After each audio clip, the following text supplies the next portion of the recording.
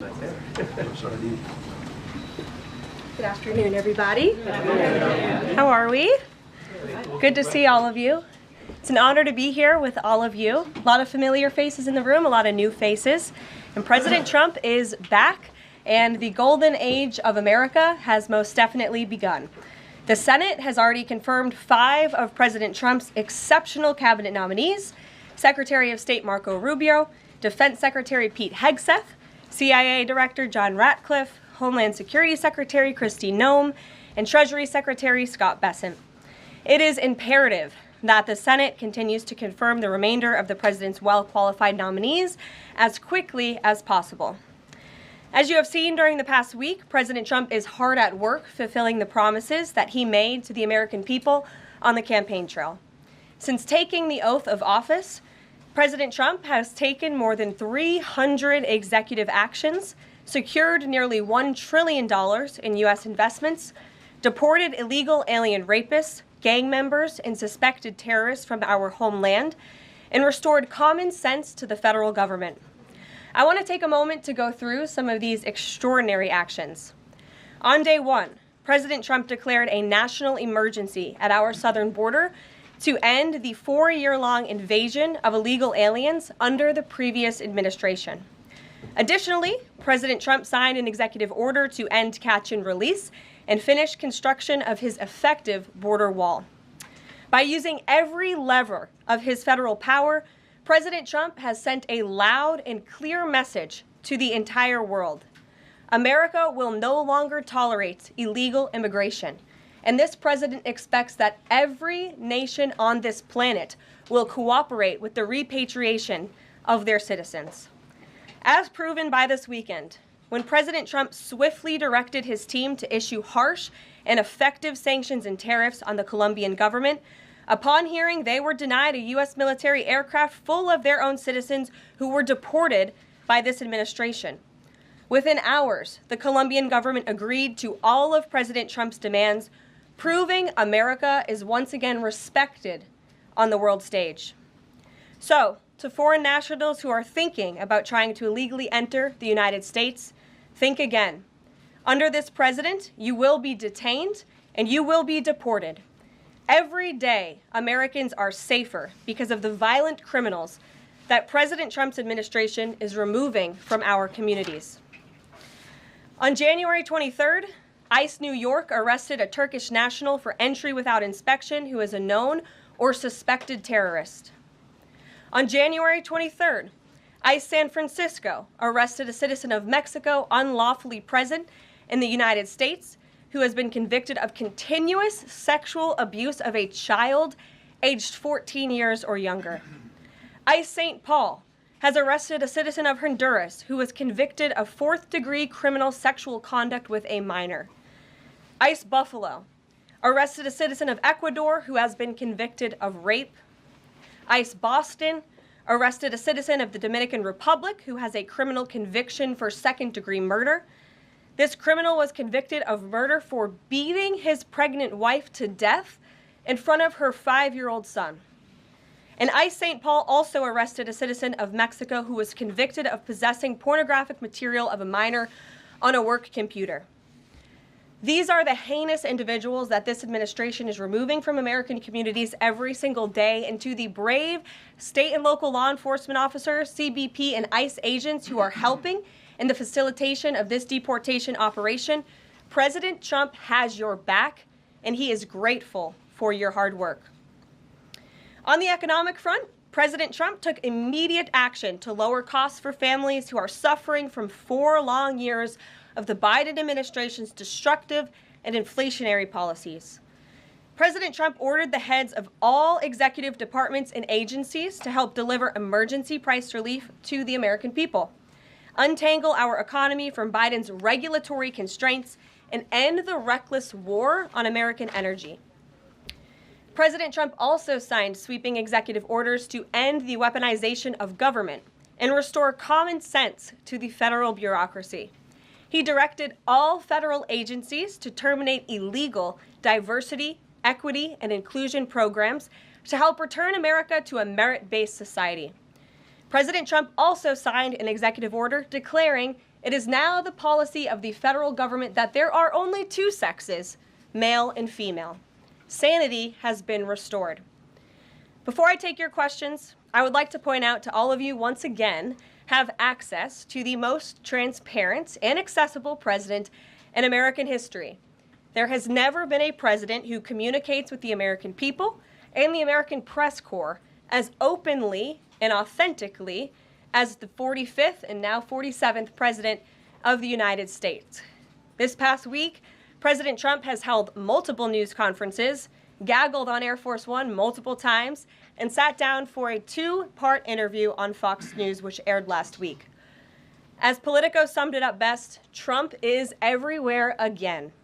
And that's because President Trump has a great story to tell about the legendary American revival that is well underway. And in keeping with this revolutionary media approach that President Trump deployed during the campaign, the Trump White House will speak to all media outlets and personalities, not just the legacy media who are seated in this room. Because according to recent polling from Gallup, Americans' trust in mass media has fallen to a record low. Millions of Americans, especially young people, have turned from traditional television outlets and newspapers to consume their news from podcasts, blogs, social media, and other independent outlets. It's essential to our team that we share President Trump's message everywhere and adapt this White House to the new media landscape in 2025. To do this, I am excited to announce the following changes will be made to this historic James S. Brady briefing room, where Mr. Brady's legacy will endure. This White House believes strongly in the First Amendment, so it's why our team will work diligently to restore the press passes of the 440 journalists whose passes were wrongly revoked by the previous administration. We're also opening up this briefing room to new media voices who produce news-related content and whose outlet is not already represented by one of the seats in this room. We welcome independent journalists, podcasters, social media influencers, and content creators to apply for credentials to cover this White House. And you can apply now on our new website, whitehouse.gov/newmedia. Starting today, this seat in the front of the room, which is usually occupied by the press secretary's staff, will be called the new media seat. My team will review the applications and give credentials to new media applicants who meet our criteria and pass United States Secret Service requirements to enter the White House complex. So in light of these announcements, our first questions for today's briefing will go to these new media members whose outlets, despite being some of the most viewed news websites in the country, have not been given seats in this room. And before I turn to questions, I do have news directly from the President of the United States that was just shared with me in the Oval Office from President Trump directly, an update on the New Jersey drones. After research and study, the drones that were flying over New Jersey in large numbers were authorized to be flown by the FAA for research and various other reasons. Many of these drones were also hobbyists, recreational, and private individuals that enjoy flying drones. In time, it got worse due to curiosity. This was not the enemy. A statement from the President of the United States to start this briefing with some news. And with that, I will turn it over to questions. And we will begin with our new media members, Mike Allen from Axios, Matt Boyle from Breitbart. Mike, why don't you go ahead? Thank you very much. Caroline, does the President see anything fishy about DeepSeek, either its origins or its cost? And could China's ability to make these models quicker, cheaper, affect our thinking about expanding generation data centers, chip manufacturing? Sure. The President was asked about DeepSeek last night on Air Force One when he gaggled for, I think, the third or fourth time throughout the weekend with members of the traveling press corps. The President said that he believes that this is a wake-up call to the American AI industry. The last administration sat on their hands and allowed China to rapidly develop this AI program. And so President Trump believes in restoring American AI dominance. And that's why he took very strong executive action this past week to sign executive orders to roll back some of the onerous regulations on the AI industry. And President Trump has also proudly appointed the first AI and crypto czar at this White House, David Sachs, whom I spoke with yesterday, very knowledgeable on this subject, and his team is here working every single day to ensure American AI dominance. As for the national security implications, I spoke with NSC this morning. They are looking into what those may be, and when I have an update, I will share it with you, Mike. And Carolyn, you say restore U.S. dominance. Is there a fear that the U.S. either is falling or has fallen behind? And how would the president make sure the U.S. stays ahead? No, the president is confident that we will restore American dominance in AI. Yeah, Matt. so Caroline, first off, thank you to you and President Trump for actually giving voices to new media outlets that represent millions and millions of Americans. The thing I would add, I've got a two-part question for you. The first is just can you expand upon what steps the White House is going to take to bring more voices, not less, which is what our founder Andrew Breitbart believed in, into this room where they rightfully belong? Yeah. Absolutely. And as I said in my opening statement, Matt, it is a priority of this White House to honor the First Amendment. And it is a fact that Americans are consuming their news media from various different platforms, especially young people. And as the youngest press secretary in history, thanks to President Trump, I take great pride in opening up this room to new media voices to share the president's message with as many Americans as possible. In doing so, number one, we will ensure that outlets like yours, Axios and Breitbart, which are widely respected and viewed outlets, have an actual seat in this room every day. We also, again, encourage anybody in this country, whether you are a TikTok content creator, a blogger, a podcaster, if you are producing legitimate news content, no matter the medium, you will be allowed to apply for press credentials to this White House. And as I said earlier, our new media website is whitehouse.gov/new media. And so we encourage people to apply. Again, as long as you are creating news-related content of the day and you're a legitimate independent journalist, you're welcome to cover this White House. And secondly, Caroline, you said you laid out several of the actions that President Trump has taken. Obviously, it's a stark contrast to the previous administration of breakneck speed from President Trump. Can we expect that pace to continue as the first 100 days moves along here and beyond that?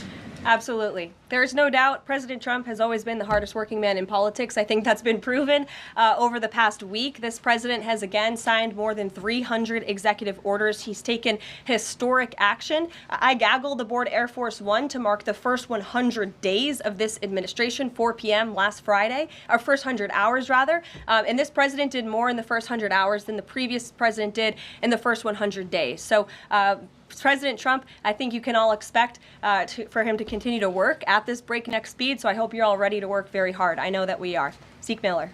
Thanks, Caroline. A question that we've asked your predecessors of both parties in this job. When you're up here in this briefing room speaking to the American public, do you view yourself and your role as speaking on, advocating on behalf of the president or providing the unvarnished truth that is, not to lie, not to obfuscate to the American people? I commit to telling the truth from this podium every single day. I commit to speaking on behalf of the President of the United States. That is my job. And I will say it's very easy to speak truth from this podium when you have a president who is implementing policies that are wildly popular with the American people, and that's exactly what this administration is doing. It's correcting the lies and the wrongs of the past 4 years, many of the lies that have been told to your faces in this very briefing room. I will not do that.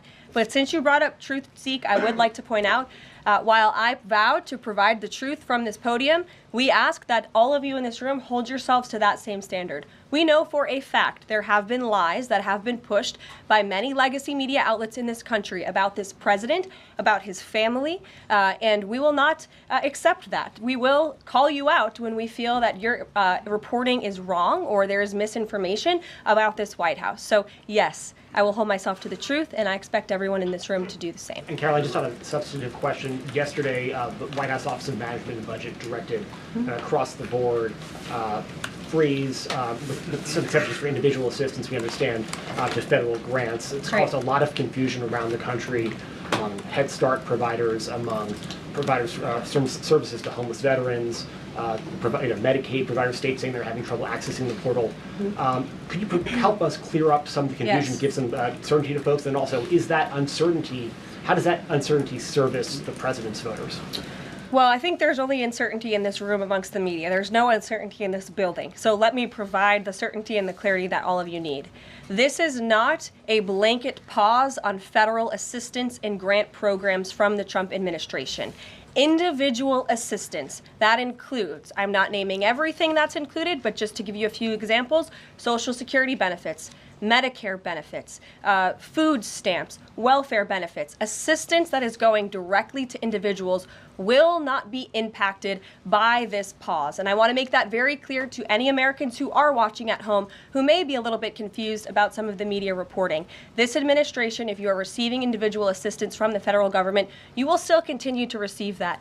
However, it is the responsibility of this president and this administration to be good stewards of taxpayer dollars. That is something that President Trump campaigned on. That's why he has launched DOGE, the Department of Government Efficiency, who is working alongside OMB. And that's why OMB sent out this memo last night, because the president signed an executive order directing OMB to do just this. And the reason for this is to ensure that every penny that is going out the door is not conflicting with the executive orders and actions that this president has taken. So what does this pause mean? It means no more funding for illegal DEI programs. It means no more funding for the Green New scam that has cost American taxpayers tens of billions of dollars. It means no more funding for transgenderism and wokeness across our federal bureaucracy and agencies. No more funding for Green New Deal social engineering policies. Again, people who are receiving individual assistance, you will continue to receive that. And President Trump is looking out for you by issuing this pause because he is being good steward of your taxpayer dollars. Thanks, Caroline. Sure.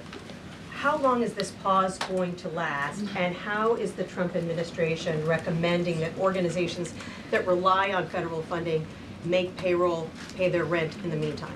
It is a temporary pause, and the Office of Management and Budget is reviewing the federal funding that has been going out the door. Again, not for individual assistance, but for all of these other programs that I mentioned. I also spoke with the incoming director of OMB this morning, and he told me to tell all of you that the line to his office is open for other federal government agencies across the board, and if they feel that programs are necessary and in line with the president's agenda, then the Office of Management and Budget will review those policies. I think this is a very responsible measure. Again, the past 4 years, we've seen the Biden administration spend money like drunken sailors. It's a big reason we've had an inflation crisis in this country, and it's incumbent upon this administration to make sure, again, that every penny is being accounted for honestly. Why impose this pause with so little notice? Why not give organizations more time to plan for the fact that they are about to lose, in some cases, really crucial federal funding, at least for a period of time? There was notice. It was the executive order that the president signed. There's also a freeze on hiring, as you know, a regulatory freeze, and there's also a freeze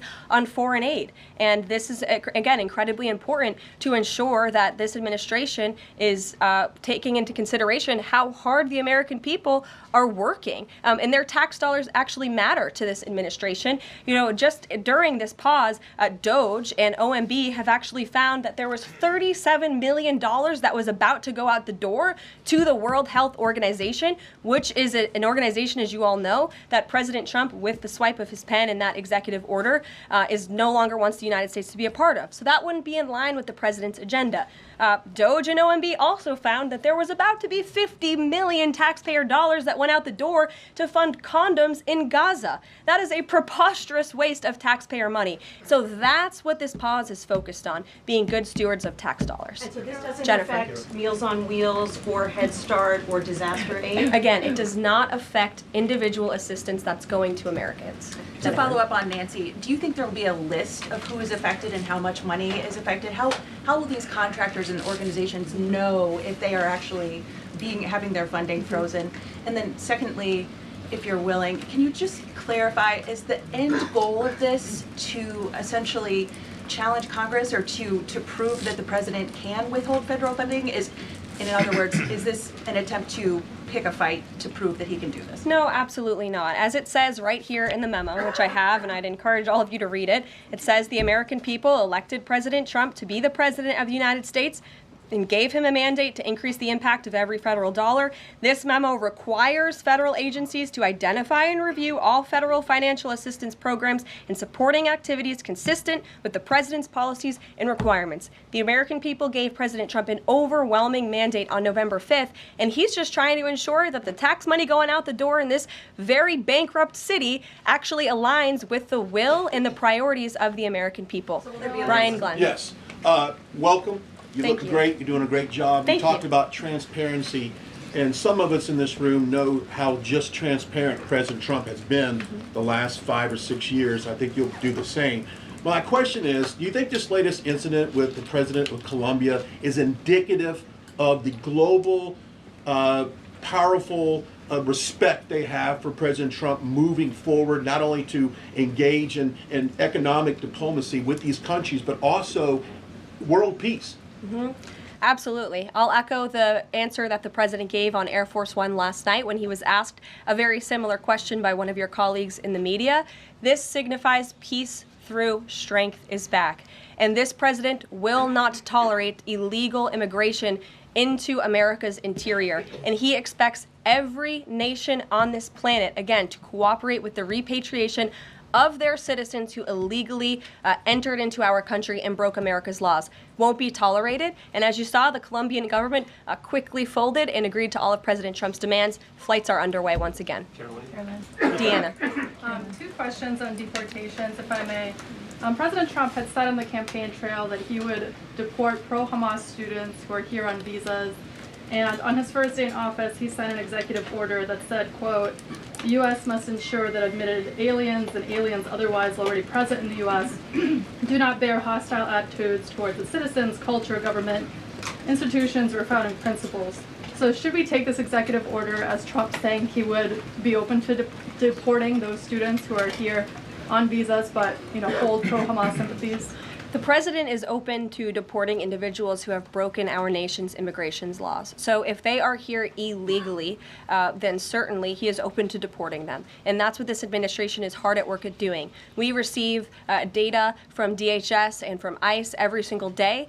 From what we hear on the ground, ICE agents are feeling incredibly empowered right now because they actually have a leader in this building who is supporting them in doing their jobs that they were hired to do, which is to detain, arrest, and deport illegal criminals who have invaded our nation's borders over the past 4 years. That's what the president is committed to seeing. Peter. Caroline, if I could very quickly, just following up on the question on immigration first. President Trump, during the course of the campaign in 2024, said the following about illegal immigration. He said, "They're going back home where they belong, and we start with the criminals. There are many, many criminals." NBC News has learned that ICE arrested 1,179 undocumented immigrants on Sunday, but nearly half of them, 566 of the migrants, appear to have no prior criminal record besides entering the country illegally. Is the president still focused exclusively, which is a civil crime, it's not criminal? It's a federal crime.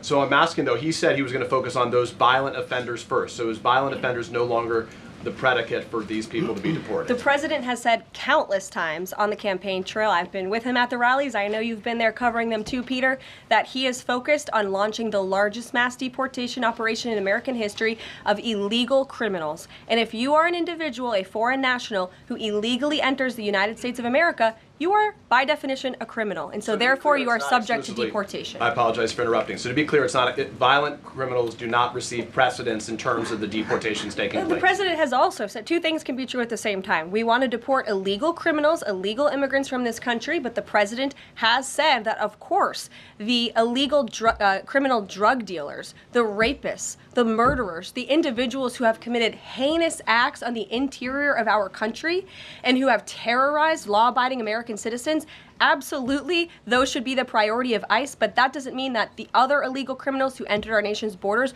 are off the table. Understood. Then let me ask you a separate question about the confusion that still exists across the country right now as it relates to the freeze or the pause as it's described. President Trump, of course, ran one of the key policy items was that he was going to lower prices, lower the cost of everything from groceries, as he often said. But in many of the cases, it would seem that some of these moves could raise prices for real Americans on everything from low-income heating, that program, child care programs.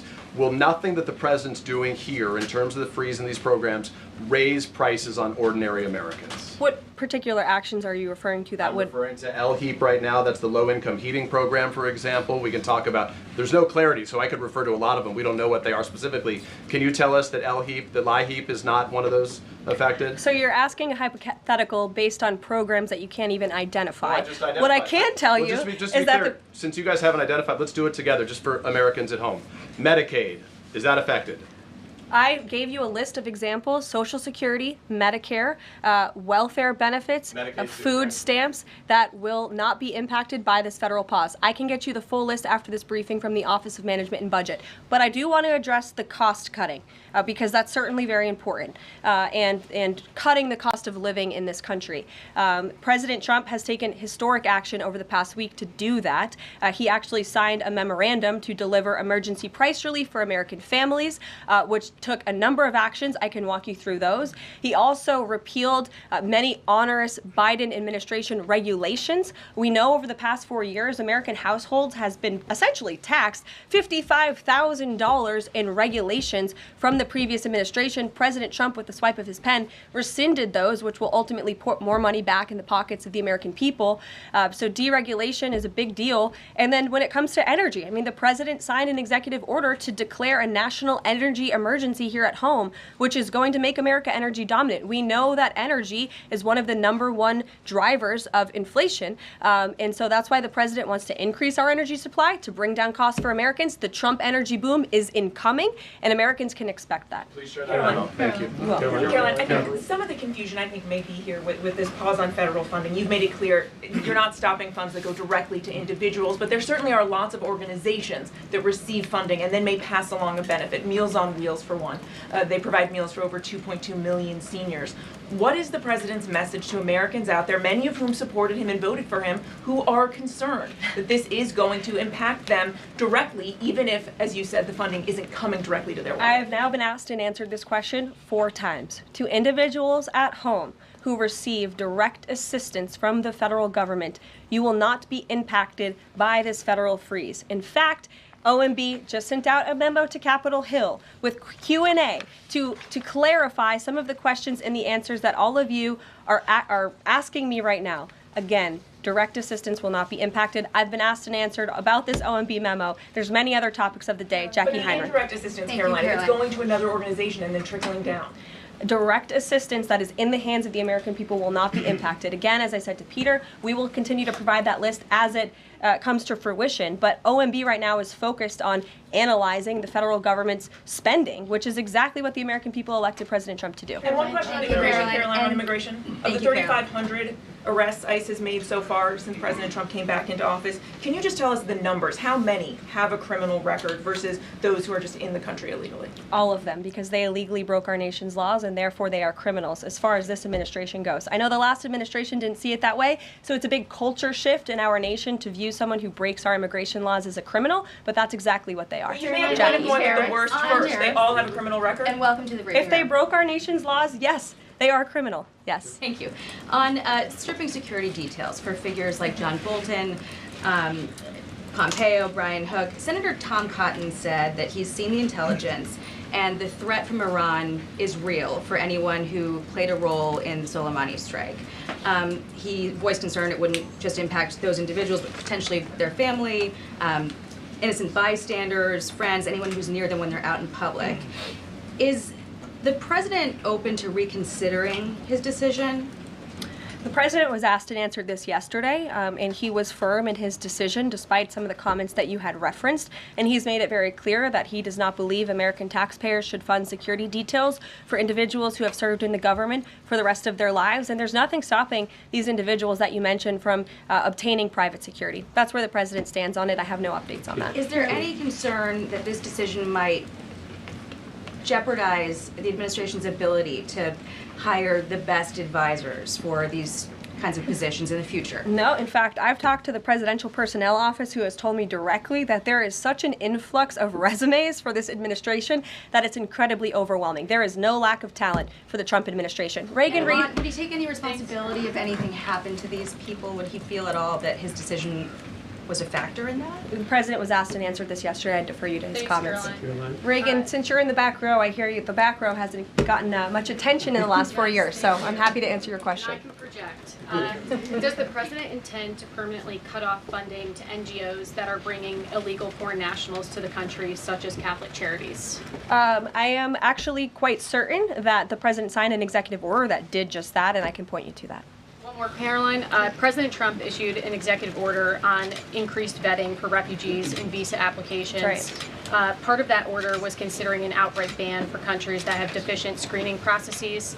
Has the president considered yet which countries might fall into this category? Are countries like Afghanistan or Syria under consideration for a full ban? Yeah, so the president signed an executive order to streamline the vetting for visa applicants and for illegal immigrants in this country who are coming, of course, from other nations. It also directed the Secretary of State to review the process and make sure that other countries around the world are being completely transparent with our nation and the individuals that they are sending here. And so the Secretary of State has been directed to report back to the president. I haven't seen that report yet. We've only been here for a few days. Caroline, questions for you. One on the freeze in federal funding. Who advised the president on the legality of telling government agencies that they don't have to spend money that was already appropriated by Congress? Well, as the OMB memo states, this is certainly within the confines of the law. So White House counsel's office believes that this is within the president's power to do it, and therefore he's doing it. Okay, so they disagree with lawmakers who say that they don't have the power to freeze this funding. Again, I would point you to the language in the memo that clearly states this is within the law.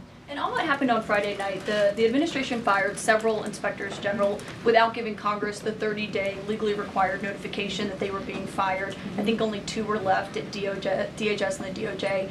And then yesterday we saw several prosecutors, I believe 12, fired from the Justice Department who worked on the investigations into the president. As you know, they are career prosecutors, therefore they are afforded civil service protections.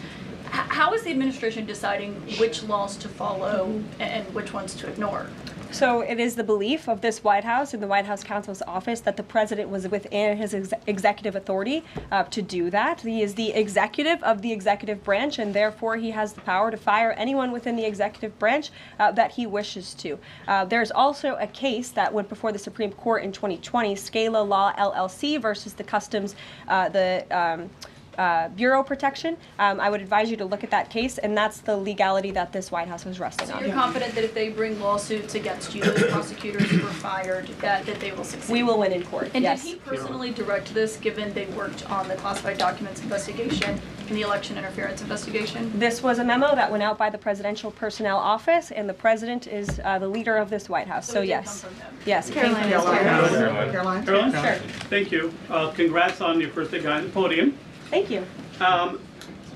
President Trump ended funding for UNRWA and also designated the Houthis a foreign terrorist organization. That's right. Both were decisions that the previous administration had reversed. So here's my question. Will there be an investigation into who gave the previous administration this terrible advice? Well, that's a very good point. I haven't heard discussions about such an investigation, but it wouldn't be a bad idea considering that the Houthis certainly are terrorists. They have launched attacks on U.S. naval ships across this world, and so I think it was a very wise move by this administration to redesignate them as a terrorist group, because they are, and I think it was a foolish decision by the previous administration to do so. As for an investigation, I'm not sure about that, but it's not a bad idea. Josh. Thank you for the question. I appreciate it. Can you give us an update on the president's plans for his tariff agenda? He spoke a lot about this yesterday, and there's a couple of dates coming up that he's spoken to.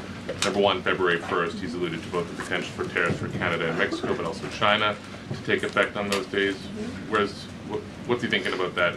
Yeah. Should those countries expect that? Again, he was asked and answered this question this past weekend when he took a lot of questions from the press, and he said that the February 1st date for Canada and Mexico still holds. What about the China 10% tariff that he also had mused about last Tuesday going into effect on the same day? Yeah, the president has said that he is very much still considering that for February 1st. Separately, yesterday he talked also about sectoral tariffs on, for instance, pharmaceuticals as well as semiconductor computer chips. He talked about steel, aluminum, and copper. What's the timeline on those? Is that a similar sort of coming days thing? Yeah, or- so when the president talked about that in his speech yesterday, that actually wasn't a new announcement. That was within a presidential memorandum that he signed in one of the first days here in the White House on his America First trade agenda. So there's more details on those tariffs in there. As far as a date, I don't have a specific date to read out to you, but the president is committed to implementing tariffs effectively, just like he did in his first term. Finally, he also was asked on the plane when he gaggled about the potential for a universal tariff. He was asked maybe about 2.5%. Yeah. There was a report about that. He said he wanted much bigger than that. Should we understand that these tariffs would add up? You know, in other words, you might have country-specific tariffs like Canada, Mexico, China. You might have sectoral tariffs like on pharmaceuticals, as well as a potential universal tariff on top of that. Do these stack on one or the other, or would one sort of take precedence over another? All I can point you to is what the president has said on this front. The February 1st date for Canada and Mexico, also the China tariff that he has discussed. He rejected the 2.5% tariff. He said that was a little bit too low. He wants it to be higher. I'll leave it to him to make any decisions on that front. Phil Wegman. What the Mexicans Phil. and Canadians have done so far, do you have any comment on whether that has met the bar, what he wants to see on fentanyl? Thank you. I won't get ahead of the president again on advocating to foreign nations on what they should or shouldn't do to get away from these tariffs. The president has made it very clear, again, that he expects every nation around this world to cooperate with the repatriation of their citizens. And the president has also put out specific statements in terms of Canada and Mexico when it comes to what he expects in terms of border security. We have seen a historic level of cooperation from Mexico, but again, as far as I'm still tracking, and that was last night talking to the president directly, February 1st is still on the books. Phil. Thank you, Caroline.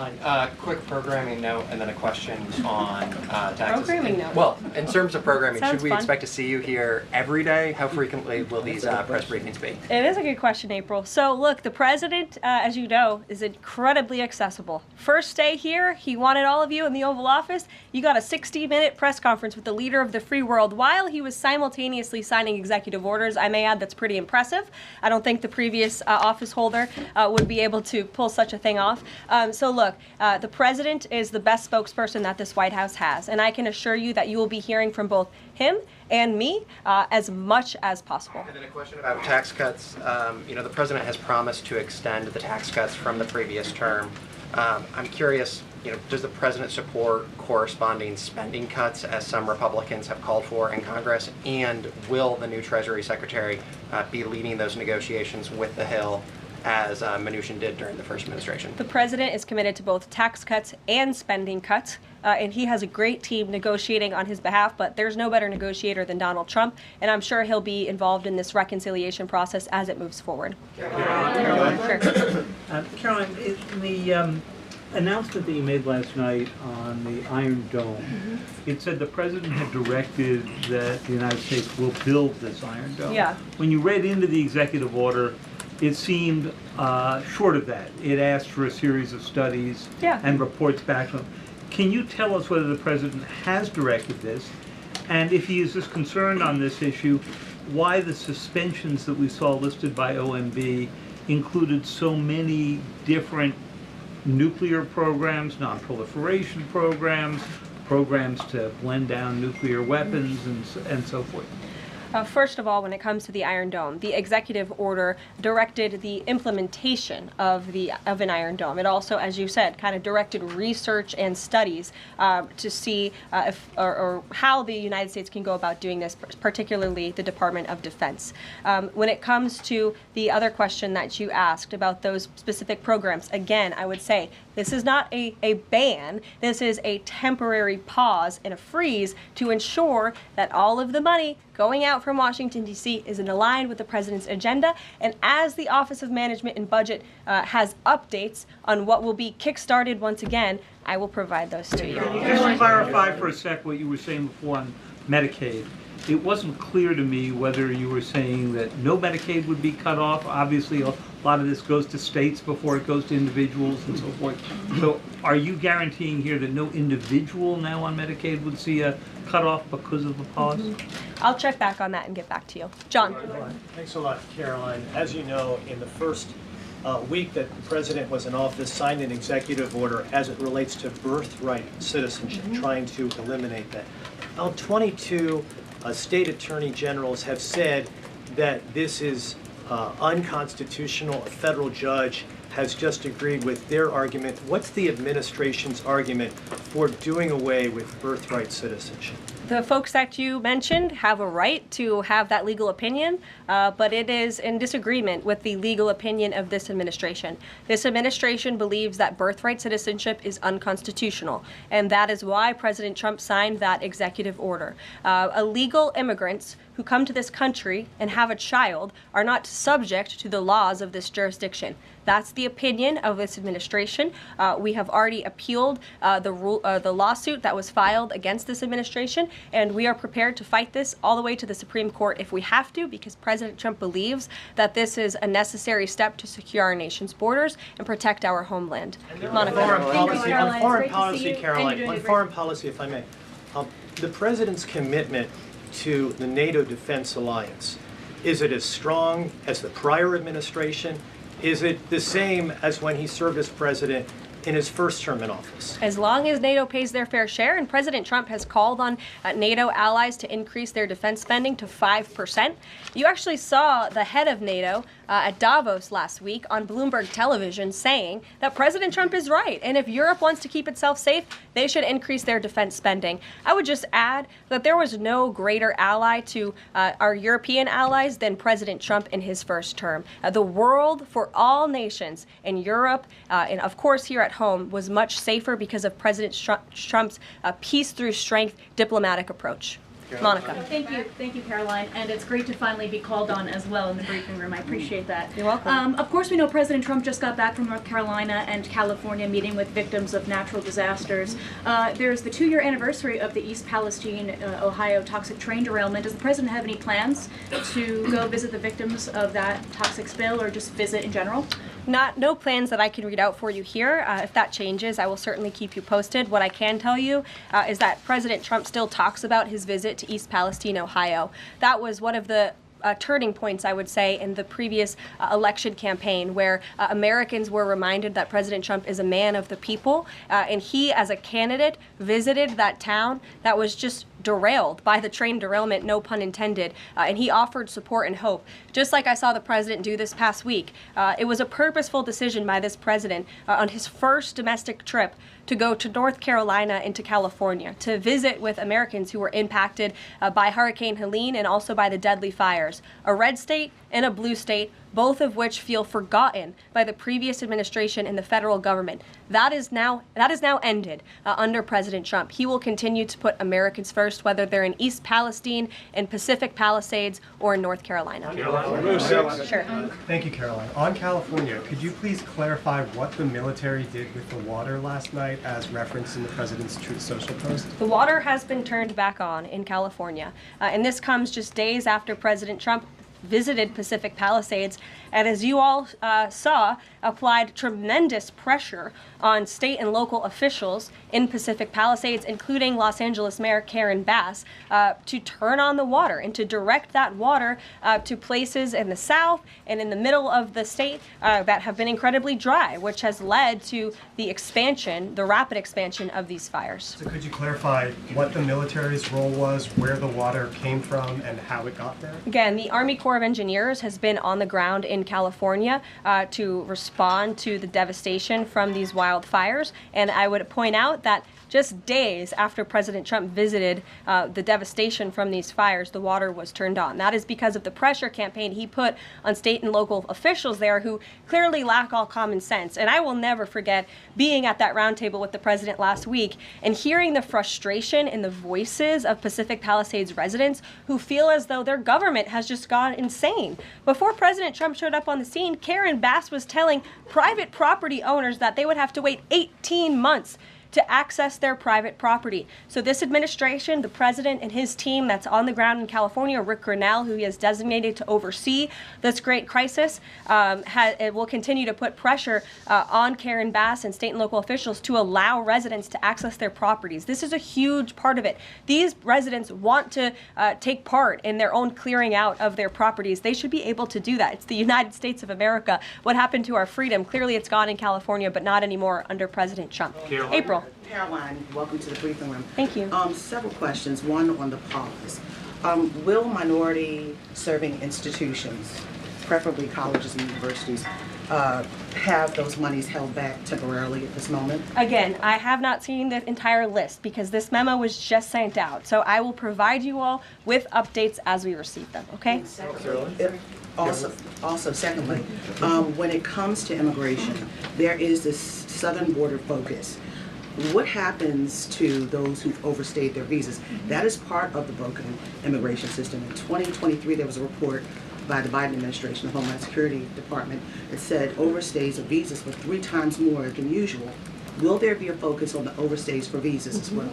If an individual is overstaying their visa, they are therefore an illegal immigrant residing in this country and they are subject to deportation. And also lastly, as we're dealing with anti-DEI, anti-woke efforts, we understand this administration is thinking about celebrating Black History Month. Have you got any word on that? Anything that you can offer to us? As far as I know, this White House certainly still intends to celebrate, and we will continue to celebrate American history and the contributions that all Americans, regardless of race, religion, or creed, have made to our great country, and America is back. Christian Day Talk. Thanks, Caroline.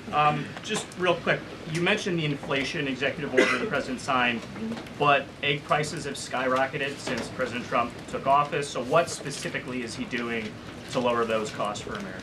Really glad you brought this up because there is a lot of reporting out there that is putting the onus on this White House for the increased cost of eggs. I would like to point out to each and every one of you that in 2024, when Joe Biden was in the Oval Office or upstairs in the residence sleeping, I'm not so sure, egg prices increased 65% in this country. We also have seen the cost of everything, not just eggs. Bacon, groceries, gasoline have increased because of the inflationary policies of the last administration. As far as the egg shortage, what's also contributing to that is that the Biden administration in the Department of Agriculture directed the mass killing of more than 100 million chickens, which has led to a lack of chicken supply in this country, therefore a lack of egg supply, which is leading to the shortage. So I will leave you with this point.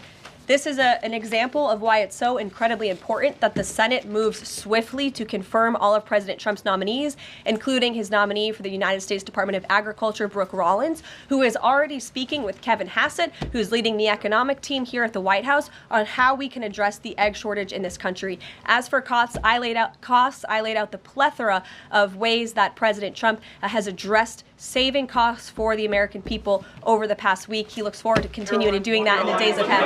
Thank you guys so much. One more border question. Are Medicaid portals down in all 50 states?